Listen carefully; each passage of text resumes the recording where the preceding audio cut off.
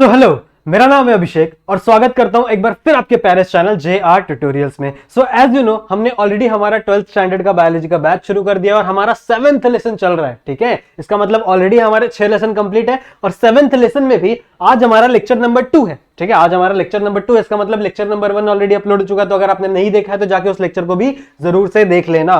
ठीक है, स्टार्ट करें। वीडियो स्टार्ट करने से पहले, लेक्चर स्टार्ट करने से पहले एक छोटी सी अनाउंसमेंट आपको दे देना चाहता हूं कि हमारा JR ट्यूटोरियल्स का एक एप्लीकेशन ऑलरेडी आ चुका है प्ले स्टोर में। ठीक है, आप लोग ने लाइव सेशन भी देख लिया होगा कल जो डाला गया था। ठीक है, तो वो आप जाके डाउनलोड कर सकते हैं, उसमें बहुत सारी इंटरेस्टिंग चीजें आने वाली है। ठीक है, तो उसको भी जरूर से डाउनलोड कर लेना, डाउनलोड करके रख लेना। ऑल्सो अगर आप मुझसे कनेक्ट होना चाहते हो तो आप आ सकते हैं मेरे इंस्टाग्राम आईडी पे, जिसपे आप मुझसे कोई भी तरीके के डाउट्स, कोई भी तरीके की बातें आप मुझसे शेयर कर सकते हैं। तो ये मेरा इंस्टाग्राम अकाउंट है, जरूर से आना। ठीक है, स्टार्ट करें आज का लेक्चर। तो आज के लेक्चर में हम लोग को क्या पढ़ना है, देखो ऑलरेडी मैंने आप लोग को लास्ट टाइम पे ग्रोथ के बारे में पढ़ा दिया था कि प्लांट के अंदर ग्रोथ कैसे हो रही है। ठीक है, कौन कौन से फैक्टर इंपॉर्टेंट थे प्लांट्स के अंदर, ये सारी चीजें बता दिया था। मुझे एक टॉपिक और पढ़ाना था आप लोग को, दैट इज प्लास्टिसिटी। ठीक है, प्लास्टिसिटी मैंने आपको लास्ट तक डेवलपमेंट तक पढ़ाया था ना, कि कैसा है, कौन कौन सी चीजों को हम लोग डेवलपमेंट कहते हैं। ग्रोथ से लेके सीनेसेंस तक हम लोग क्या कह रहे थे, डेवलपमेंट कह रहे थे, एक प्लांट की डेवलपमेंट। ठीक है, एक चीज और समझाना था मुझे आपको, that is word is plasticity. Plasticity का मतलब क्या होता है, जरा ध्यान से देखो।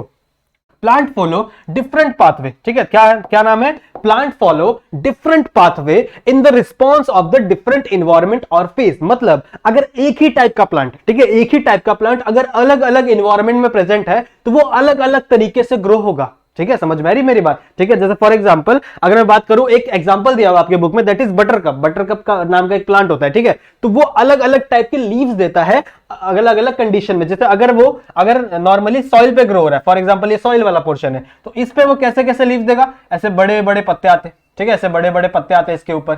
लेकिन अगर इसी प्लांट को, ठीक है, इसी प्लांट को अगर आप वाटर के अंदर ग्रो करोगे, अगर ये वाटर के अंदर ग्रो होगा तो ये क्या करेगा, अपने अंदर कुछ अलग टाइप की मॉडिफिकेशन दिखाएगा। जैसे कैसा, नॉर्मल सा ये प्लांट है। ठीक है, अब इसके अंदर बड़े बड़े लीव्स नहीं होंगे, ऐसे कुछ छोटे छोटे से ब्रांचेस जैसे लीव्स निकले होंगे।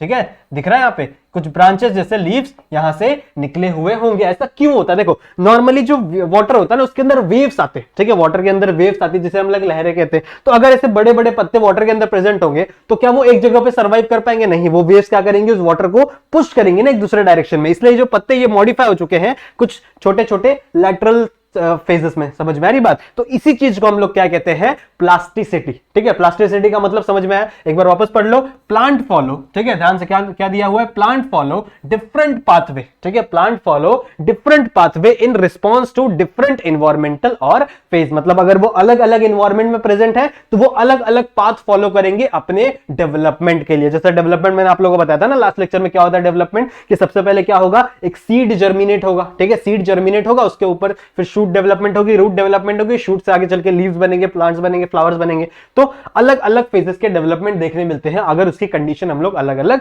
कर दे। इसी की चीज को हम लोग क्या कहते हैं, प्लास्टिसिटी। ठीक है, इतनी बातें क्लियर है? तो यहां से हमारा जो एक ग्रोथ वाला टॉपिक था वो जनरली क्या हो चुका है, खत्म हो चुका है। अब जो नेक्स्ट वाला टॉपिक हम लोग को पढ़ना है, जो स्टार्ट करना है, which is the most important topic in this lesson. ठीक है, इस लेसन से सबसे ज्यादा इंपॉर्टेंट टॉपिक है ये, और सबसे ज्यादा जो क्वेश्चंस आते हैं ना इस लेसन में वो इन्हीं टॉपिक से आते हैं। कौन से टॉपिक से ये, that is plant growth hormone. ठीक है, प्लांट ग्रोथ हार्मोन। जैसे हमारे बॉडी के अंदर बहुत सारे हार्मोन्स होते हैं, जिसकी वजह से बहुत सारे बोल सकते हैं हम लोग, बहुत सारे फंक्शंस होते हैं हमारे बॉडी के अंदर। जैसे बोल सकते हैं कि अभी इंसुलिन प्रोड्यूस हो रहा है मेरे बॉडी में। ठीक है, इंसुलिन कहां प्रोड्यूस हो रहा है, पेनक्रियास के अंदर प्रोड्यूस हो रहा है। बार बार मैं बोलता रहता हूं ना, इंसुलिन का एग्जांपल बहुत देता रहता है यार मैं। ठीक है, चेंज करना पड़ेगा एग्जांपल, कोई बात नहीं। अभी इंसुलिन प्रोड्यूस हो रहा है मेरे बॉडी में, तो वो क्या है, एक टाइप का हार्मोन है। वो क्या कर रहा है, वो रेगुलेट कर रहा है मेरे बॉडी का ब्लड का, मेरे बॉडी के अंदर जो शुगर लेवल है उसको रेगुलेट कर रहा है। ठीक है, उसको मेंटेन करके रख रहा है। वैसे ही प्लांट्स के अंदर भी कुछ हार्मोन्स रिलीज होते हैं और वो अलग अलग स्ट्रक्चर्स को, अलग अलग फंक्शंस को कैरिड आउट करते हैं। ठीक है,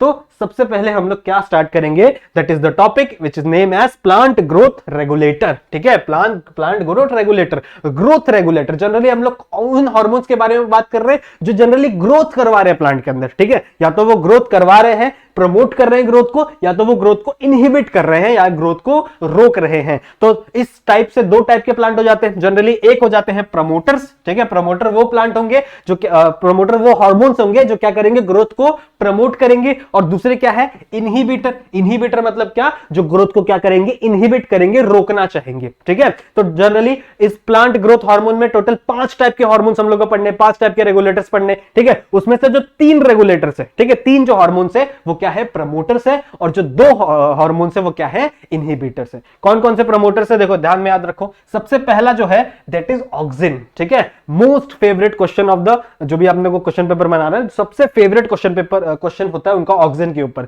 सबसे ज्यादा ऑक्सिन के ऊपर से ही क्वेश्चन आते हैं, तो ध्यान से पढ़ना हम लोग ऑक्सिन। ऑल्दो इन सबके ना जो फंक्शन है वो काफी सारे फंक्शन सिमिलर से होते हैं, ठीक है, बहुत सारे फंक्शन ऐसे जो सिमिलर से हैं। तो अगर आपने एक चीजें याद रख ली तो आपको देखना है कि वो चीजें किस किस में क्या हो रही है, कॉमनली है, उन चीजों को भी आपको वापस याद करने की जरूरत नहीं पड़ेगी। समझ में आ रही बात। तो सबसे पहला जो प्रमोटर है वो क्या है, ऑक्सिन। फिर अगर मैं नेक्स्ट बात करूं, नेक्स्ट कौन सा प्रमोटर है, तो नेक्स्ट इज गिबरलिन, ठीक है, नेक्स्ट कौन सा है, गिबरलिन। उसके बाद कौन सा है, साइटोकाइनेसिस, ठीक है, साइटोकाइनिन है, साइटोकाइनिन थर्ड हमारा प्रमोटर है। फिर मैं बात करूं इनहिबिटर की, तो इनहिबिटर 2 है, एक मैंने नाम दिया है ABA यानी एब्सिसिक एसिड, ठीक है, एब्सिसिक एसिड। और लास्ट है हमारा इथाइलिन, ठीक है, लास्ट है हमारा कौन सा इनहिबिटर है, इथाइलिन। तो एक एक करके हम लोग सबके बारे में पढ़ेंगे, सबके बारे में देखेंगे कि किसका कौन सा फंक्शन है, जनरल सा फंक्शन है वो आप लोगों को समझ में आ जाएगा। इतनी बातें क्लियर है। तो आ जाओ हमारे नेक्स्ट टॉपिक पे जंप करते हैं। सबसे पहले क्या है, auxins. Auxins is a promoter. अभी मैंने आप लोगों को बताया कि ऑक्सिन्स क्या है, प्रमोटर है, जो चीजों को प्रमोट करेगा, जो चीजों को क्या करेगा, इलोंगेट करने में हेल्प करेगा। तो सबसे पहले हम लोग देखेंगे कि इसकी डिस्कवरी किसने की। तो इसकी डिस्कवरी की थी सबसे पहले, देखो 2 साइंटिस्ट थे, हम आप लोग जानते होंगे, बहुत ही फेमस है हमारे डार्विन, ठीक है, डार्विन अंकल। तो एक डार्विन थे और उनके बेटे दैट इज फ्रांसिस, इन्होंने कुछ नोटिस किया, ठीक है, इन्होंने कुछ नोटिस किया एक ग्रास के अंदर। कौन से ग्रास के अंदर, कैनेरी ग्रास के अंदर। क्या नोटिस किया, देखो इन्होंने क्या देखा कि जो ग्रास है ना, ठीक है, ग्रास है वो हमेशा उस साइड बढ़ रही है, ठीक है, उस साइड बढ़ रही है जहां पे सन है। फॉर एग्जांपल इस साइड सन है, ठीक है, ये हमारा सन है। तो ये जो ग्रास है ना, इसका जो डेवलपमेंट है वो सन की दिशा में बढ़ने लगता है, ठीक है। जैसे फॉर एग्जांपल कि ये आज जो सामने कैमरा लगा ये सन है, तो मेरा डेवलपमेंट, फॉर एग्जांपल मैं कैनेरी ग्रास हूं तो मेरा डेवलपमेंट कुछ ऐसे ऐसे ऐसे होने लगेगा। समझ में आ रही बात। तो इस चीज को क्या कहा, इस चीज को सबसे पहले नोटिस किया था किसने, डार्विन्स ने और उनके बेटे फ्रांसिस ने, ठीक है। किसके अंदर नोटिस किया था, कैनेरी ग्रास के अंदर। तो ये आपको पता होना चाहिए, ठीक है। That is canary grass grow toward the light, ठीक है, जहां से लाइट आ रही है, ठीक है, जहां से लाइट आ रही है वहां पे उसकी तरफ कैनेरी ग्रास क्या कर रही है, ग्रो कर रही है। इस फिनोमिना को कहते हैं, क्या कहते हैं, इसे कहते हैं फोटोट्रोपिज्म। सॉरी, प्रोटो नहीं, it is a phototropism. Photo का मतलब क्या होता है, लाइट। तो लाइट की तरफ बढ़ना, ठीक है, जहां पे लाइट दिख रही है प्लांट क्या कर रहा है, उसी तरफ अपना ग्रोथ कर रहा है। क्यों कर रहा है भैया, क्योंकि उसको फोटोसिंथेसिस करनी है। सिंपल सी बात है ना, उसको क्या करनी है, फोटोसिंथेसिस, अपना फूड प्रोड्यूस करना है। तो फूड प्रोड्यूस करने के लिए उसको सन की एनर्जी बहुत ही ज्यादा जरूरी हो जाएगी, ठीक है। तो इट इज, इस फिनोमिना को हम लोग क्या कहते हैं, फोटोट्रोपिज्म। ओके, इतनी बातें क्लियर है, ठीक है। उसके बाद इसकी अभी देखो, अभी तक ऑक्सीजन की डिस्कवरी नहीं हुई थी, ठीक है, ये सिर्फ नोटिस किया था किसने, डार्विन और उसके सन ने। इसकी डिस्कवरी किसने की, इसकी डिस्कवरी की थी FW वेंट ने, ठीक है, आपको नाम याद होना चाहिए, FW वेंट, जिन्होंने एक एक्सपेरिमेंट किया था एक ओट्स के ऊपर। ओट्स, इनका साइंटिफिक नेम क्या बोले हम लोग, एविना स्पीशीज, ठीक है, एविना स्पीशीज के ऊपर इन्होंने क्या किया था, एक एक्सपेरिमेंट किया था, एक टेस्ट किया था जिसका नाम क्या है, कर्वेचर टेस्ट। अब में क्या होता है मैं बताऊंगा आप लोगों को कर्वेचर टेस्ट में, ध्यान से सुनो। देखो उन्होंने क्या किया था, जनरली एक उन्होंने ओट का प्लांट ले लिया, ठीक है, for example this is the oat plant. और ऑक्सीजन जो होते हैं ना, ऑक्सीजन जो हार्मोन्स होते हैं वो जनरली कहां प्रेजेंट होते हैं, on the tip of the plant, ठीक है। तो जैसे ही उन्होंने इसको सन के इन्फ्लुएंस में रखा, ये फॉर एग्जांपल हमारा सन है, तो ये कुछ इस तरीके से ग्रो होने लगा, ठीक है, ये थोड़ा सा क्या हो लगा, टिल्ट हो गया किसकी तरफ, सन की तरफ, ठीक है, ये क्या हो गया, थोड़ा सा टिल्ट हो गया सन की तरफ। इतनी बातें क्लियर है, ठीक है। अब इन्होंने क्या किया, इन्होंने वापस क्या किया, इस वाला जो पोजीशन है ना, ये वाला ऊपर वाला जहां पे क्या प्रेजेंट है, हमारे ऑक्सीजन प्रेजेंट है, इस पोजीशन को क्या कर दिया, कट कर दिया, ठीक है, इतने पोर्शन को क्या कर दिया, कट कर दिया। अब वापस इसको सन के इन्फ्लुएंस में रखा, तो वापस फॉर एग्जांपल यहां पे सन है और इन्होंने वापस किसको रख दिया, एविना स्पीशीज के प्लांट को रख दिया ऐसे कट करके, ठीक है, ये कट हो गया, ये वाला पोर्शन कट हो गया। तो जैसे ही इन्होंने कट करके रखा तो इन्होंने क्या नोटिस किया कि अब यहां पे कोई भी मूवमेंट हम लोग को नहीं देखने मिल रही, कोई भी बेंडिंग देखने नहीं मिल रही है इस प्लांट के अंदर। ऐसा क्यों हुआ, उनके मन में ये सवाल है, ठीक है, ऐसा क्यों हुआ उनके मन में ये सवाल आया। फिर उन्होंने क्या किया, ये जो कटा हुआ पीस था, ठीक है, ये जो कटा हुआ पीस था इसको उन्होंने लग दिया अगार जेल के ऊपर। अगार जेल आपको पता है बहुत ही ज्यादा न्यूट्रिशियस मीडियम होता है, तो उन्होंने क्या किया, जनरली एक अगार जेल लिया, दिस इज अगार जेल, ठीक है। इस अगार जेल के ऊपर ये वाला जो पोर्शन था, कटा हुआ पोर्शन था, इसको यहां पे रख दिया, ठीक है, इसको यहां पे रख दिया, क्योंकि इन्होंने क्या नोटिस किया था कि भैया इसको काटने के बाद, ठीक है, इस पोजीशन को काटने के बाद ये फिनोमिना हम लोग को देखने नहीं मिल रही है, ये सन की तरफ मुड़ नहीं रहा है, ठीक है, इतनी बातें क्लियर है। तो उन्होंने क्या किया कि अगार जेल लिया, उसके ऊपर ये ऊपर वाला पोर्शन रख दिया। जैसे ही ऊपर वाला पोर्शन रख दिया तो जो ऑक्सीजन थे, आज हम लोग को पता है ना कि ये सारी चीजें ऑक्सीजन के द्वारा हो रही है, तो उस टाइम पे उनको नहीं पता थी। तो ऑक्सीजन ने क्या किया, ये जो जितने भी ऑक्सीजन थे इसके अंदर प्रेजेंट, वो किसके अंदर आ गए, अगार जेल के अंदर आ गए, ठीक है। अगार जेल ने क्या किया, उसको सोख लिया, ठीक है, सक कर लिया, और उसके बाद उन्होंने क्या किया, इस अगार जेल को इसके ऊपर रख दिया, ठीक है, इस अगार जेल को क्या किया, इसके ऊपर रख दिया। इसके बाद क्या देखने मिला, कुछ टाइम बाद उन्होंने क्या देखा कि ये जो प्लांट था, ठीक है, जिसके ऊपर ऊपर वाला पोर्शन तो कटेड है, लेकिन क्या रखा हुआ है, अगार जेल प्रेजेंट है, और वो अगार जेल किस पे रखा हुआ था, पहले इस ऊपर वाले टिप वाले पोर्शन के लिए रखा गया था। तो इन्होंने क्या देखा कि अब ये जो प्लांट है ये क्या हुआ, इस सन की तरफ थोड़ा सा टिल्ट हो गया, ठीक है, ये जो प्लांट है, ये जो पार्ट था ना प्लांट का, ये सन की तरफ क्या हो गया, थोड़ा सा टिल्ट हो गया। समझ में आ रही है, इन्होंने ये नोटिस किया। तो यहां पे इन्होंने बोला कि yes there is a some hormone, ठीक है, कुछ ऐसे हार्मोन्स होते हैं जो प्लांट्स के टिप पे प्रेजेंट होते हैं, जो कहां होते हैं, प्लांट्स के एपिकल पोर्शन पे। एपिकल पोर्शन मतलब क्या, टिप पे प्रेजेंट होते हैं, और वो क्या करते हैं, वहां से इलोंगेशन का काम करते हैं, सेल डिवीजन का काम करते हैं। इतनी बातें क्लियर है, ठीक है, इतनी बातें समझ में आ रही है आप लोग को। तो this test is known as curvature test, और उन्होंने इस हार्मोन का नाम रखा ऑक्सिन, ठीक है, इन्होंने उस हार्मोन का क्या नाम रखा, ऑक्सिन नाम रखा। इतनी बातें क्लियर है, ठीक है। तो ये वाला आप लोगों को स्लाइड समझ में आ गया पूरा, ठीक है। आज नेक्स्ट स्लाइड पे चढ़ते हैं, ऑक्सिन के कुछ फंक्शंस के बारे में पढ़ते हैं। सो ऑक्सिन वाज फर्स्टली आइसोलेटेड। देखो ये तो हो गई प्लांट की बात, ठीक है, ये तो प्लांट की बात हो गई, लेकिन अगर मैं सबसे पहली बात करूं तो सबसे पहली बार ऑक्सीजन को कब आइसोलेट किया गया, तो कहां से आइसोलेट किया गया था, it is from human urine. अब तुम लोग बोल रहे हो कि सर ये तो प्लांट का हार्मोन है, तो ह्यूमन एनिमल्स के अंदर क्या कर रहा है, तो यस ये प्लांट्स के अंदर भी प्रेजेंट होते हैं और एनिमल्स के अंदर भी प्रेजेंट होते हैं, बस अलग अलग फॉर्म में प्रेजेंट होते हैं, ठीक है। प्लांट के अंदर किसी अलग फॉर्म में प्रेजेंट होगा, एनिमल्स के अंदर किसी अलग फॉर्म में प्रेजेंट होगा। देयर आर बहुत सारे काइंड ऑफ फॉर्म्स रहते हैं, कि अभी मैं बताऊंगा तुम लोग को,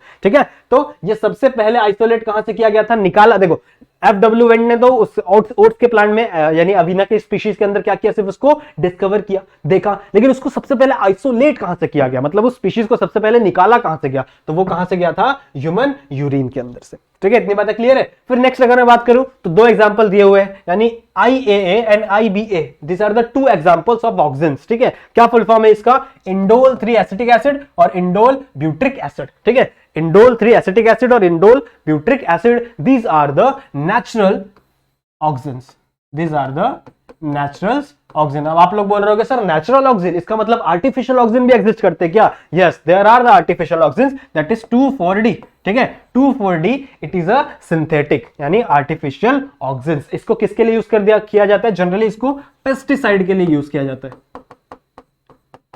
ठीक है। पेस्टिसाइड जो होते हैं, जो हम लोग वीड ना ग्रो हो, ठीक है, उसके लिए यूज किया जाता है। These are the synthetic oxygen. इतनी बातें क्लियर है, ठीक है। अब देखो कुछ इसका यूजेस देख लो। It is used in the agriculture and horticulture, simple सी बात है। ये देखो पेस्टिसाइड है ना, तो एज अ पेस्टिसाइड आप क्या कर सकते हो, उसको एग्रीकल्चर और हॉर्टिकल्चर में यूज कर सकते हो। साथ ही अगर बात करूं, it initiate the routing preventing the fruit and leaf drop, ठीक है। ये क्या करता है, क्या इनिशिएट करवाता है, सबसे पहले ये रूटिंग इनिशिएट करवाता है, रूट को इलोंगेशन कर। देखो ये हमेशा टिप पे प्रेजेंट होगा, तो फॉर एग्जांपल ये कोई प्लांट है, ठीक है, ये प्लांट की शूट वाला पोर्शन है, ये शूट वाला पोर्शन है और नीचे रूट रहता है ना, ठीक है, ऊपर शूट रहता है नीचे रूट रहता है, तो ये रूट के भी रूट के भी टिप पे प्रेजेंट होगा और शूट के भी टिप पे प्रेजेंट होगा, ठीक है। ये ऐसा प्लांट है, तो ये रूट के भी टिप शूट के भी टिप पे प्रेजेंट है और रूट के भी टिप पे प्रेजेंट है, और दोनों को क्या कर रहा है, ये इलोंगेट कर रहा है, ठीक है, दोनों को क्या कर रहा है, ये इलोंगेट कर रहा है। सिंपल सी बात है, ठीक है, इतनी बातें समझ में आई। तो it initiate routing and preventing, ठीक है, और ये क्या प्रिवेंट करता है, it prevent fruit and leaf drop, ठीक है। ये जो पेड़ ये होते हैं ना, जो फ्रूट्स लगे होते हैं उनको ड्रॉप ना हो जाए, जो लीव्स होते हैं वो ड्रॉप ना हो जाए, उसको भी प्रिवेंट करने के लिए हेल्प करता है, ठीक है। इतनी बातें क्लियर है, ठीक है।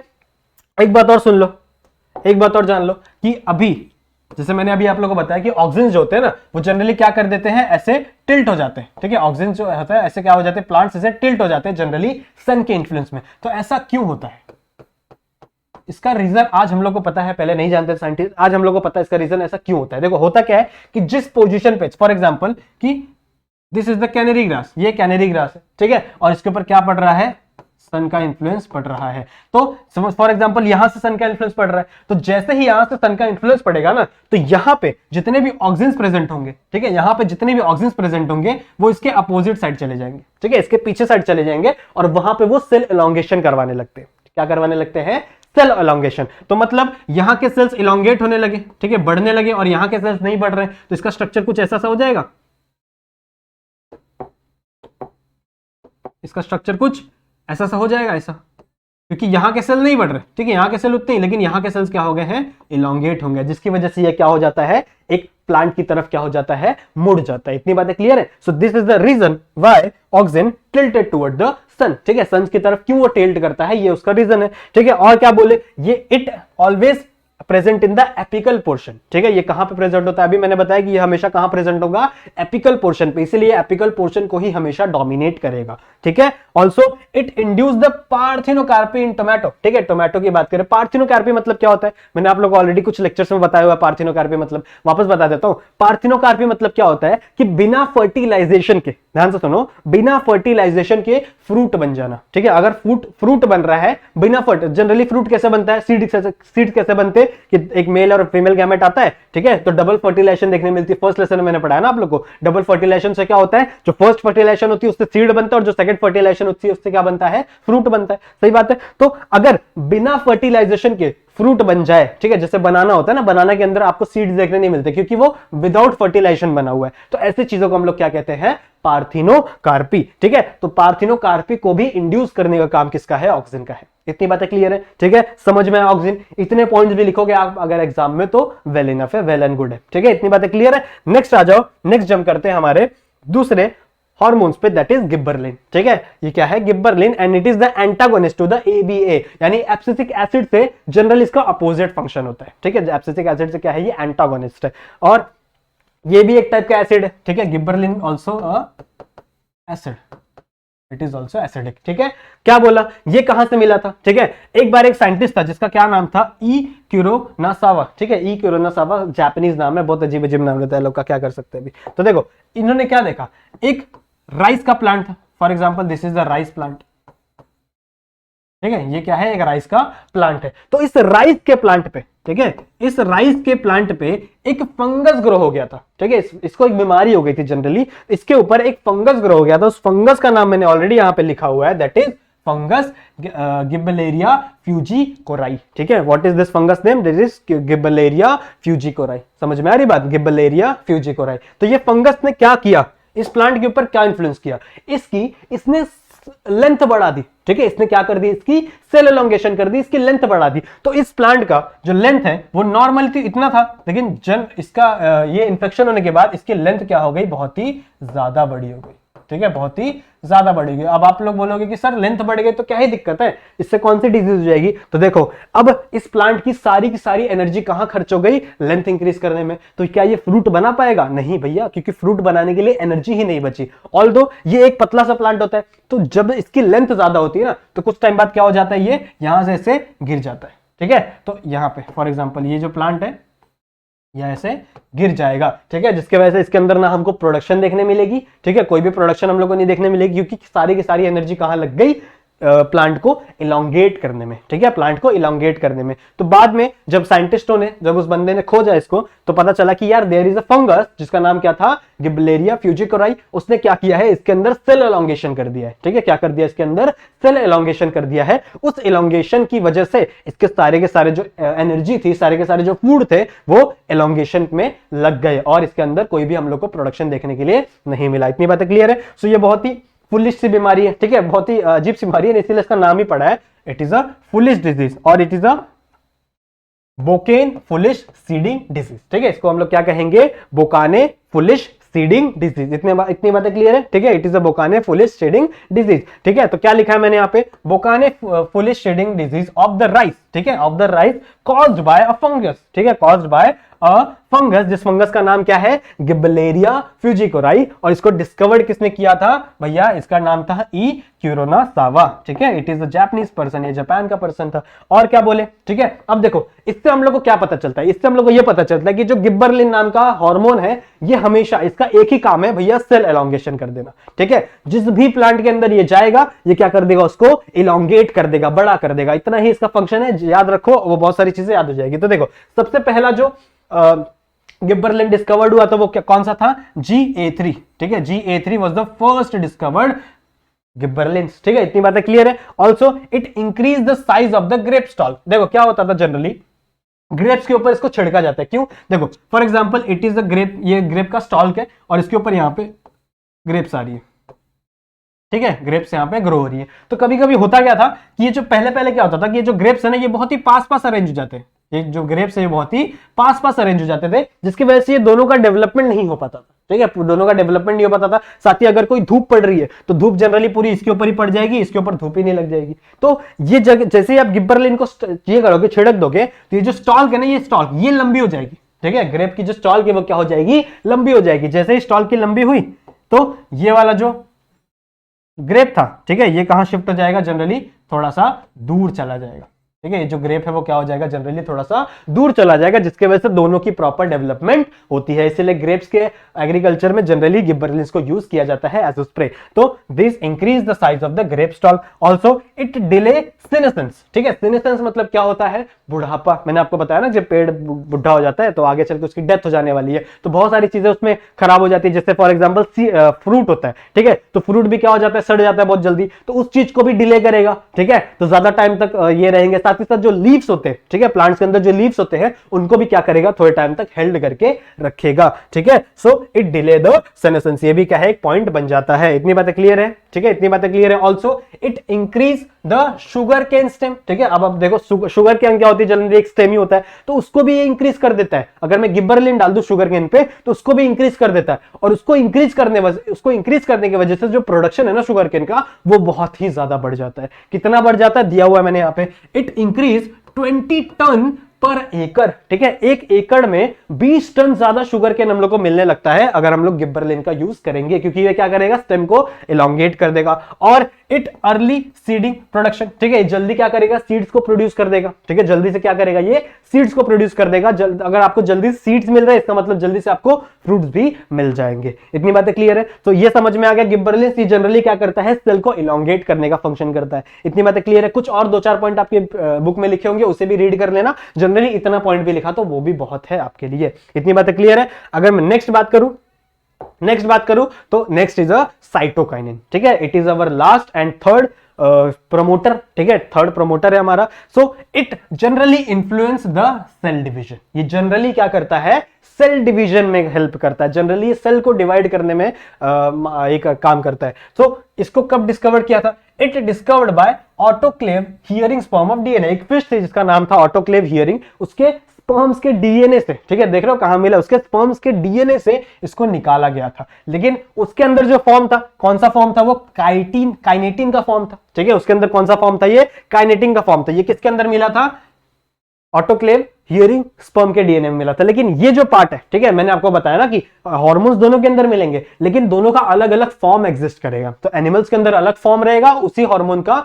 प्लांट के अंदर अलग फॉर्म रहेगा। तो एनिमल्स के अंदर ये काइटिन के फॉर्म में एग्जिस्ट करता था, लेकिन अगर मैं प्लांट की बात करूं तो प्लांट के अंदर इट इज अ जियाटिन, ठीक है, कौन से फॉर्म में एग्जिस्ट करता है, ये जियाटिन के फॉर्म में एग्जिस्ट करता है। जनरली कहां पे हम लोग को देखने मिलता है, it occur in the coconut milk, ठीक है, ये कहां मिलता है, जनरली कोकोनट मिल्क में हमको मिलता है। इट ऑल्सो ये क्या करता है, हमेशा रैपिड सेल डिवीजन। मैंने अभी आप लोग को बताया कि जनरली इसका फंक्शन क्या है, सेल डिवाइड करता है, ठीक है, धड़ाधड़ क्या करने लगता है, सेल डिवाइड करने लगता है। ऑल्सो मैं आगे एक बात बताऊं आप लोग को कि जनरली जब सीड डॉर्मेंट नहीं होता, जब सीड जल्दी जर्मिनेट नहीं होता ना, तो लोग क्या करते हैं पता है, उसके ऊपर कोकोनट वाटर डाल देते, ठीक है, कोकोनट की वाटर डाल देते। क्यों डाल देते, क्योंकि कोकोनट के अंदर क्या प्रेजेंट है, जियाटिन, और zeatin is a type of cytokinin. तो साइटोकाइनिन का जनरल सा फंक्शन क्या है? Cell division. तो उसको उसके जर्मिनेशन में भी, वो जो सीड है उसके जर्मिनेशन में भी बहुत ज्यादा हेल्प कर देगा। ठीक है, इतनी बातें क्लियर है। इट प्रोड्यूस, अब देखो सेल डिवीजन कर रहा है तो नई नई चीजें तो बनाएगा ही। तो इट प्रोड्यूस न्यू लीव्स, ठीक है, नए नए लीव्स बनाएगा, क्लोरोप्लास्ट बनाएगा, ठीक है, शूट की ग्रोथ करेगा, शूट मतलब अप्पल वाला पोर्शन, ठीक है, लैटरल शूट ग्रोथ करेगा, और एडवेंशियस रूट में भी, रूट को भी ग्रोथ करता है ये। ठीक है, और क्या बोल सकते हैं हम लोग? It overcome the apical dominance. ठीक है, एपिकल डोमिनेंस नहीं करता ये। ठीक है, एपिकल डोमिनेंस कौन करता था? ऑक्सिन करता था, याद करो। ये फॉर एग्जांपल एक पेड़ है, ठीक है, ये एक पेड़ है, ठीक है, एक पेड़ है। तो जनरली जो ऊपर वाला पोजीशन है, ठीक है, वहां पे क्या प्रेजेंट था? ऑक्सीजन प्रेजेंट था, और वो जनरली यहीं से बढ़ रहा है। ठीक है, ऑक्सीजन क्या कर रहा है? या इसको डोमिनेट कर रहा है। लेकिन साइटोकाइनिन एपिकल पे नहीं प्रेजेंट होगा। साइटोकाइनिन का फंक्शन क्या है? दे लेटरली डेवलप, मतलब ये मैं फॉर एग्जांपल मैं एक पेड़ हूं, ठीक है, तो ये जो मेरा ऑक्सीजन है वो क्या करेगा? यहां से डेवलपमेंट स्टार्ट करेगा, मेरे सर के ऊपर से डेवलपमेंट स्टार्ट करेगा, इसको इंक्रीज करेगा। लेकिन साइटोकाइनिन ऐसा नहीं करता। साइटोकाइनिन क्या करेगा? लेटरल डेवलपमेंट करेगा, मतलब इनको डेवलप करेगा, मेरे हाथों को इसको डेवलप करेगा, यहां से एक स्टेम निकालेगा, यहां से लीव्स का प्रोडक्शन करेगा। इतनी बातें क्लियर है? So it overcome the apical dominance. इतनी बातें क्लियर है? ठीक है, आ जाओ नेक्स्ट हम लोग बोलते हैं एब्सिसिक एसिड के बारे में। अब इसके बारे में मैंने ज्यादा चीजें लिखी नहीं है क्योंकि ऑलमोस्ट बहुत सारी चीजें सेम है। ठीक है, इसकी भी ऑलमोस्ट बहुत सारी चीजें सेम है। ये भी क्या करता है? डोरमेंसी को ब्रेक कर रहा है। ठीक है, जल्दी जल्दी क्या कर रहा है? सीड को जर्मिनेट कर रहा है, बहुत सारे नए नए लीव्स को फॉर्म कर रहा है। So it is a type of abscisic acid. Abscisic acid क्या है? ये एक इनहिबिटर है। ठीक है, ये क्या है? एक इनहिबिटर। मैंने अभी आप लोगों को बताया था ना जब डिवीजन किया था, तो ये क्या करेगा? जनरली इनहिबिट करेगा। क्या देखने मिला? ये कहां डिस्कवर हुआ था? ठीक है, इट डिस्कवर्स बाय कान और एडिकॉट। ठीक है, किसने डिस्कवर किया था इसको? कांस ने और एडिकॉट ने डिस्कवर किया था in the shedding of cotton balls. ठीक है, कॉटन बॉल्स क्या हो रहे थे? शीड हो रहे थे, खराब हो रहे थे। उसके अंदर इन्होंने ये हार्मोन डिस्कवर किया था जिसका नाम क्या था? Abscisic acid. इतनी बातें क्लियर है? ठीक है, it is a stress hormone. देखो ये एक इंपॉर्टेंट लाइन है, ये एक अलग लाइन है बाकी सबसे। What is it? Is a stress hormone. Stress hormone मतलब क्या होता है? जनरली जब प्लांट की स्ट्रेस कंडीशन होती है, स्ट्रेस कंडीशन मतलब क्या? कि अब एक प्लांट है, ठीक है, उसको पानी नहीं मिल रहा है, बहुत ज्यादा धूप है, बहुत ज्यादा गर्मी है, उसको पानी नहीं मिल रहा है। ठीक है, तो ये एक प्लांट के लिए स्ट्रेस कंडीशन है। अब धूप ज्यादा होगी, मैंने आप लोगों को बताया था कि अगर धूप ज्यादा होगी तो स्टोमेटा के थ्रू ट्रांसपिरेशन हो जाता है। ठीक है, ट्रांसपिरेशन से क्या होता है? सारे जो वाटर्स होते हैं वो क्या होने लगते हैं? इवापोरेट होने लगते हैं। तो उस चीज को ना हो, ठीक है, वाटर इवापोरेट ना हो, उस चीज को रोकने के लिए एब्सिसिक एसिड यूज होता है। तो एब्सिसिक एसिड जनरली क्या करेगा? जो स्ट्रेस कंडीशन होगी उसके अंदर एक्ट करेगा और बहुत सारे स्टोमेटा को क्लोज कर देगा ताकि पानी ज्यादा वेस्ट ना हो। ठीक है, बहुत सारी चीजें ये एब्सिसिक एसिड स्ट्रेस कंडीशन में करता है, इसीलिए it is also known as stress hormone. इतनी बातें क्लियर है? It is also known as a stress hormone. इतनी बातें क्लियर है? और जो इसकी जनरल से फंक्शन है वो आप टेक्स्ट बुक से पढ़ सकते हो। नॉर्मली सारी चीज सेम है। ठीक है, ये जर्मिनेट करेगा, इट प्रिवेंट द डोरमेंसी, ठीक है, डोरमेंसी को एक्सटेंड करेगा, वो सारी फंक्शंस आप कॉमन है इसके अंदर भी, एब्सिसिक एसिड के अंदर भी। इतनी बातें क्लियर है? जो नेक्स्ट चीज है, ठीक है, दैट इज इथाइलिन। ठीक है, जो नेक्स्ट हमारा और लास्ट जो हमारा हार्मोन है that is ethylene. Ethylene is a gaseous hormone. It is the only gaseous hormone. ये अकेला एक ऐसा हार्मोन है जो क्या है? गैसियस हार्मोन है। ठीक है, किसने डिस्कवर किया था भैया? देखो दो साइंटिस्ट हैं जिनका नाम था डेनी और क्रॉक। कब 1924 में और 1930 में। इन्होंने क्या बोला था कि भैया ये जो इथाइलिन है ना, इसने क्या किया है भैया? राइपनिंग ऑफ फ्रूट किया। ठीक है, ये क्या करता है? फ्रूट को जल्दी पकाने में हेल्प करता है। ठीक है, इतनी बातें क्लियर है? ऑल्सो एक और साइंटिस्ट है जिन्होंने क्या बोला था? देखो एक और साइंटिस्ट है जिन्होंने क्या बोला था? For example there is a banana. ठीक है, बनाना कैसे बनाते हैं यार?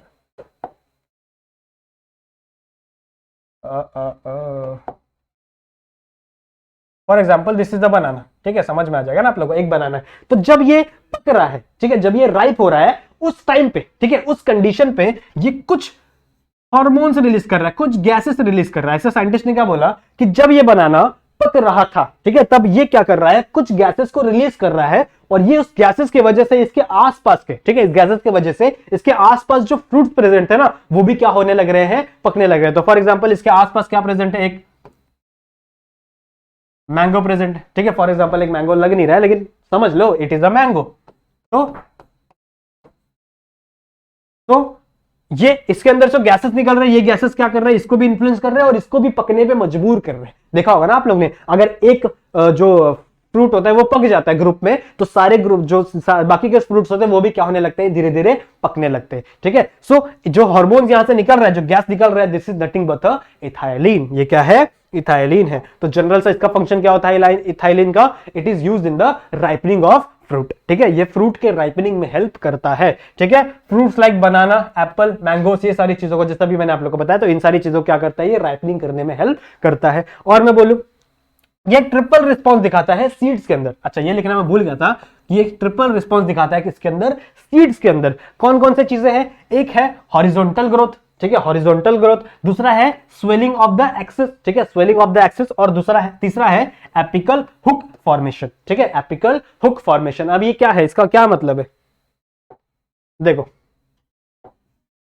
तो मिटाओ, समझाता हूं मैं आपको, ठीक है।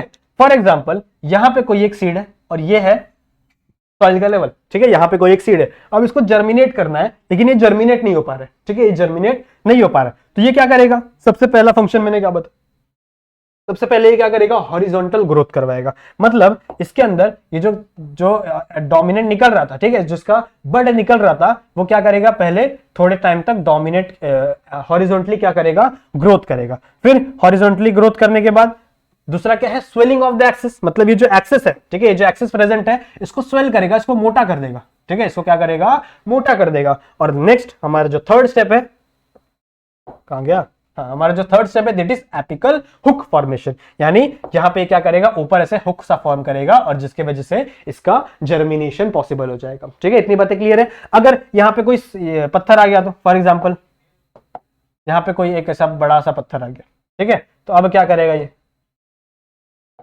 अब ये ऐसे फॉर एग्जांपल हुक फॉर्म कर रहा था, लेकिन यहाँ पे क्या आ गया, एक पत्थर आ गया, तो जनरली वही वापस करेगा, ठीक है। अगर यहाँ पे कोई पत्थर आ गया तो वापस क्या करेगा, ये हॉरिजॉन्टल ग्रोथ करवाएगा, ठीक है, फिर इसको ब्रॉड करेगा और यहाँ पे क्या फॉर्म कर देगा, एक हुक फॉर्म कर देगा, जिसके वजह से इसका जर्मिनेशन टेक प्लेस हो जाता है। ये भी एक फंक्शन है इथाइलिन का। सो समझ में आया, ठीक है, इतनी बातें क्लियर है, समझ में आया, ठीक है, ट्रिपल रिस्पॉन्स समझ में आया इसका, ठीक है। It is a horizontal growth, horizontal growth दिखाता है, स्वेलिंग ऑफ द एक्सिस, ठीक है, और लास्ट है हमारा एपिकल हुक फॉर्मेशन। इतनी बातें क्लियर है, ठीक है। आ जाओ नेक्स्ट देखते हैं, नेक्स्ट क्या बोल रहा है, नेक्स्ट और कौन कौन से फंक्शन है इसके, इट सेनेसेंस इन प्लांट, ठीक है, ये क्या करता है, कोई भी चीजों को देखो ये ना, इसका एक ही फंक्शन है कि कोई भी चीजों को फटाफट करो, ठीक है, इसका एक ही उद्देश्य है, इसका एक ही मकसद है, ठीक है, बोलने का मतलब है कि ये कोई भी चीजों को ना फटाफट करो। अगर तुम्हें ग्रो होना है तो फटाफट ग्रो हो जाओ, जर्मिनेट होना है तो फटाफट जर्मिनेट हो जाओ, या फिर तुम्हें बुढ़ा होकर मरना है तो फटाफट क्या हो जाओ, मर जाओ। तो ये क्या कर देगा, सेनेसेंस भी बढ़ा देगा, ठीक है, अगर तुम्हें बुढ़ा होना है तो बढ़ के बुढ़ा होकर मर जाओ, कोई दिक्कत की बात नहीं है। अगर ये क्या कर देता है, रेट ऑफ रेस्पिरेशन भी बढ़ा देता है during the ripening, during the ripening, ripening अभी समझा, पकाना, ठीक है। तो जब भी फ्रूट पकता रहता है तो उसके जो प्लांट होता है ना, उसका रेस्पिरेशन रेट बढ़ जाता है। रेस्पिरेशन रेट समझते हो, ठीक है, और CO2 जा रहा है, फिर ऑक्सीजन निकल रहा है, ये रेस्पिरेशन रेट है, ठीक है, ब्रीदिंग नहीं है, ऐसे सांस नहीं लगा वो, ठीक है, प्लांट ब्रीदिंग नहीं करते, प्लांट जनरली क्या करते हैं, रेस्पिरेशन। तो इसका रेस्पिरेशन रेट क्या हो जाएगा, इंक्रीज हो जाएगा विद बिकॉज ऑफ इथाइलिन, ठीक है। फिर नेक्स्ट अगर मैं बात करूं, it break the seed and bud dormancy, भी मैंने तुम लोग को बताया कि क्या करेगा भाई, सीड डॉर्मिनेट नहीं हो पा रहा तो उसको भी क्या करेगा, जल्दी जल्दी क्या करेगा, उसकी डॉर्मेंसी ब्रेक करेगा, ठीक है, इसको काम फटाफट करना है। तो फिर नेक्स्ट क्या है, रूट ग्रोथ, ठीक है, रूट को ग्रो करेगा, रूट हेयर को ग्रो करेगा, ठीक है, इन सारी चीजों को ग्रो करेगा। फिर it initiate the flowering and fruiting, ठीक है, प्लांट के अंदर जितनी भी चीजें हो रही है ना, ऐसा याद रख लो, प्लांट के अंदर जितनी भी चीजें हो रही है, चाहे रूट का डेवलपमेंट, चाहे डॉर्मेंसी टूटना है, चाहे फ्लावर का डेवलपमेंट, चाहे फ्रूट का डेवलपमेंट, चाहे फ्रूट को पकाना हो, या फिर सेनेसेंस मतलब बुढ़ा होना हो, हर चीज क्या करेगा, ये बहुत ही ज्यादा स्पीड से इंक्रीज कर देगा, ठीक है। So it initiate the flowering and fruit, ठीक है, फ्लावरिंग और फ्रूट को भी ये क्या करेगा, इनिशिएट करेगा। सीड डेवलपमेंट, ठीक है, सीड को डेवलप करेगा, उसको मैच्योर करेगा और उसको डॉर्मेंसी में भी लेकर उसकी डॉर्मेंसी भी ब्रेक करेगा। ये मैंने अभी आप लोगों को बता दिया, ठीक है, ठीक है।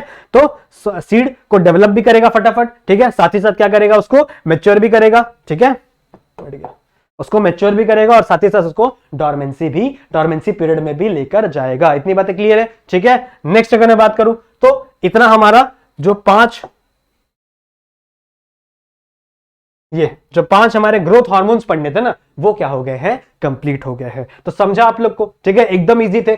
बहुत सारे देखो, बहुत सारे ऐसे फंक्शन है ना जो सेम हो जाते हैं, ठीक है, बहुत सारे फंक्शन है जो सेम हो जाते हैं, लेकिन आप लोग को जो सेम फंक्शन है ना वो एक बार पढ़ लो, ठीक है, तो वो आप सारे में लिख सकते हो। फिर जो यूनिक फंक्शन है उसको भी क्या कर लो, लर्न कर लो, ठीक है, इजी हो जाएगा, बहुत कोई दिक्कत की बात नहीं है, ठीक है। आ जाओ नेक्स्ट हम लोग क्या पढ़ना है, एक छोटा सा टॉपिक और है, कहां गया, हाँ, एक छोटा सा टॉपिक और है जिसका नाम है फोटो पीरियोडिज्म। ठीक है, अभी हम लोग ने देखा था फोटोट्रॉपिज्म, तो उसको इससे कंफ्यूज नहीं करना है। फोटोट्रॉपिज्म अलग चीज है और फोटो पीरियोडिज्म अलग चीज है। ठीक है, फोटोट्रॉपिज्म अलग चीज है और फोटो पीरियोडिज्म अलग चीज है। देखो दो चीजों से मिलकर बना ये वर्ड, एक है फोटो, ठीक है, फोटो का मतलब क्या होता है,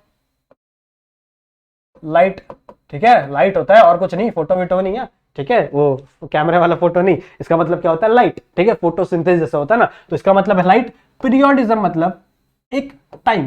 ठीक है, पीरियोडिज्म मतलब क्या होता है, एक टाइम, मतलब कुछ टाइम के लिए। ठीक है, प्लांट्स जो होते हैं ना, कुछ प्लांट्स होते हैं उनको लाइट की बहुत ज्यादा जरूरत होती है कुछ पीरियड ऑफ टाइम के लिए। अगर उनको उस पीरियड ऑफ टाइम में चीजें मिलेंगी, उतनी लाइट मिलेगी, तो वो क्या करेंगे, फ्लावरिंग करेंगे, वरना नहीं कर पाएंगे। समझ में आ रही मैं क्या बोल रहा हूं। ठीक है, अगर किसी प्लांट को कुछ स्पेसिफिक अमाउंट ऑफ नीड जरूरी है, जैसे फॉर एग्जांपल कोई प्लांट है, रोज का प्लांट है, अगर उसको फ्लावरिंग करनी है तो वो बोलता है भाई कि मेरे को 4 घंटा सनलाइट मांगता है। ठीक है, अगर मुझे 4 घंटा सनलाइट नहीं दिया तो मैं फ्लावरिंग नहीं करूंगा। सो ये जो 4 घंटा वाला चीज है ना, इसी पीरियड को हम लोग क्या कहते हैं, फोटो पीरियोडिज्म। समझ में आई चीजें। ठीक है, फोटो पीरियोडिज्म समझ में आया क्या होता है। जनरली एक प्लांट को कितना लाइट चाहिए क्या करने के लिए, फ्लावरिंग करने के लिए। ठीक है, फ्लावरिंग करने के लिए, साथ ही साथ फ्रूट का डेवलपमेंट करने के लिए, इसी चीज को हम लोग क्या कहते हैं, फोटो पीरियोडिज्म। तो जनरली 3 टाइप के फोटो पीरियोडिज्म हम लोग को पढ़ने हैं। कौन कौन से, एक है लॉन्ग डे प्लांट। ठीक है, लॉन्ग डे प्लांट। एक है short day plant.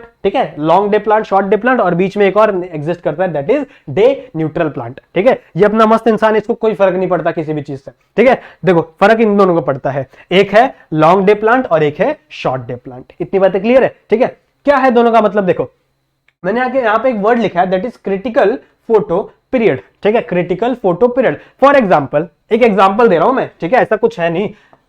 For example एक रोज का प्लांट है। ठीक है, रोज का प्लांट है, और रोज का प्लांट क्या बोल रहा है कि मुझे दिन में 4 घंटे चाहिए। ठीक है, मुझे दिन में 4 घंटे लाइट चाहिए, तभी मैं क्या करूंगा, आगे चल के ये अपना फ्लावर्स फॉर्म कर सकता हूं। तो फॉर एग्जांपल 4 आवर्स का उसको लाइट चाहिए। ठीक है, दिस इज, ये एक ड्यूरेशन है 4 आवर्स का। ठीक है, तो लॉन्ग डे प्लांट क्या बोलते हैं, ठीक है, लॉन्ग डे प्लांट क्या बोलते हैं कि जितनी उनको रिक्वायरमेंट है, ठीक है, जितनी उनको रिक्वायरमेंट है, उस रिक्वायरमेंट से अगर उनको ज्यादा, ठीक है, क्या बोला मैंने, जितनी उनको रिक्वायरमेंट है लाइट की, उस रिक्वायरमेंट से अगर उनको ज्यादा लाइट मिलेगी, तभी वो क्या करेंगे, फ्लावरिंग करेंगे।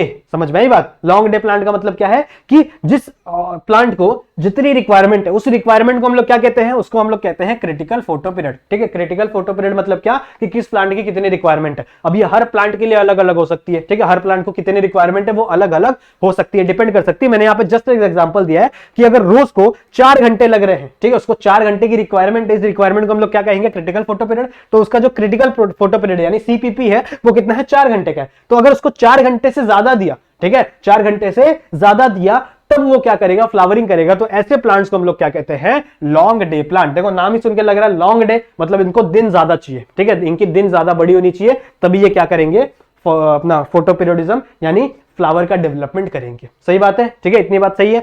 दूसरी बात हम लोग करें शॉर्ट डे प्लांट की, तो ये जस्ट क्या है, उसके अपोजिट। देखो वहां पे मैंने सिंबल भी बनाया कि अगर इनका सीपीपी मतलब मैंने क्या बताया, क्रिटिकल फोटो पीरियड, इनके क्रिटिकल फोटो पीरियड से अगर कम लाइट मिले, ठीक है, इनको क्रिटिकल फोटो पीरियड से अगर कम लाइट मिले, तो भी ये तब क्या करेंगे, ये फ्लावरिंग करेंगे। जैसे वही अगर मैं रोज का एग्जाम्पल वापस दे दूं, ठीक है, तो रोज का क्या है, 4 घंटा। ठीक है, ये सिर्फ एग्जांपल है, इसको एग्जाम में मत लिख के आ जाना। तो जस्ट एन एग्जांपल है कि इसको 4 घंटा इसका क्रिटिकल फोटो पीरियड है। तो अगर इसको इतने टाइम से कम लाइट दो, ठीक है, इतने घंटे से या इसको 3.5 घंटा ही लाइट दो, तब ये क्या करेगा, फ्लावरिंग करेगा। ठीक है, तब ये क्या करेगा, फ्लावरिंग करेगा। तो ऐसे प्लांट्स को हम लोग क्या कहते हैं, short day plant. Short day plant नाम से पता चल रहा है कि इनको दिन की ज्यादा जरूरत नहीं, इनको दिन छोटा रहेगा तो भी चलेगा, इनको रात बड़ी मिलनी चाहिए। समझ में आ रही बात। तो these are the short day plant, जिनको इनके क्रिटिकल फोटो पीरियड से ज्यादा कम टाइम दो, तो ये क्या करेंगे, फ्लावरिंग करेंगे। वही अपोजिट में हम लोग क्या बोले, तो लॉन्ग डे प्लांट में क्या होगा, जिनका इनके क्रिटिकल फोटो पीरियड से ज्यादा टाइम देना पड़ेगा, इनके क्रिटिकल फोटो पीरियड से इनको ज्यादा टाइम देना पड़ेगा, तभी ये क्या करेंगे, फ्लावरिंग शो करेंगे। ठीक है, हमारे थर्ड टाइप आते हैं, that is day neutral plant. ठीक है, अभी मैंने बताया कि ये मस्त इंसान है, क्यों भाई, क्योंकि इनको लाइट से ज्यादा फर्क नहीं पड़ता। ठीक है, इनको लाइट मिले या लाइट ना मिले, ये क्या करेंगे, अपना फ्लावरिंग करते रहेंगे। समझ में आई बात। ठीक है, इनको ज्यादा फर्क नहीं पड़ता कोई भी चीज से, इनको लाइट चाहे ज्यादा मिल जाए, ठीक है, तो भी चलेगा, कम मिल जाए तो भी चलेगा, नहीं मिलेगा तो भी चलेगा, ये चिल बंदा है, ठीक है, इसको लाइट नहीं मिलेगा तो भी चलेगा, ये अपनी फ्लावरिंग कर लेगा, ठीक है। तो ये 3 टाइप के फोटो पीरियोडिज्म हम लोग को देखने मिलते हैं प्लांट्स के अंदर। इतनी बातें क्लियर है। एक वर्ड और है, ठीक है, एक छोटा सा वर्ड और है जिसका क्या नाम है, वर्नलाइजेशन। अब वर्नलाइजेशन मतलब क्या होता है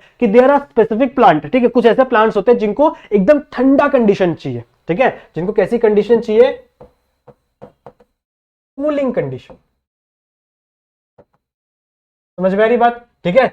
ये तो हो गई लाइट वाली बात, लेकिन इनको टेम्परेचर, ठीक है, ये टेम्परेचर की बात है।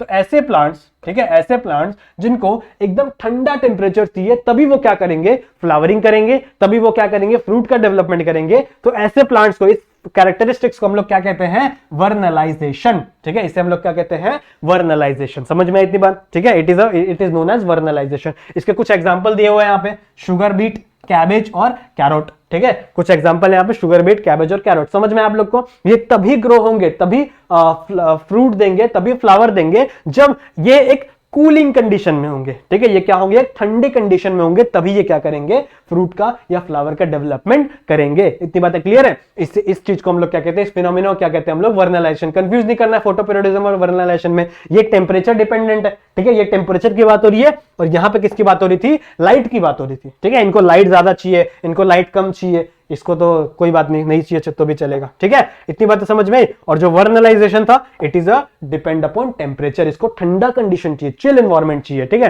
तभी ये क्या करेगा, प्रोडक्शन करेगा। तो इसके कुछ एग्जांपल है, that is sugar beet, cabbage and carrot, ठीक है, ये these are the some examples. समझ में आया, ठीक है, इतनी बात समझ में आई, इतना क्लियर है, ठीक है।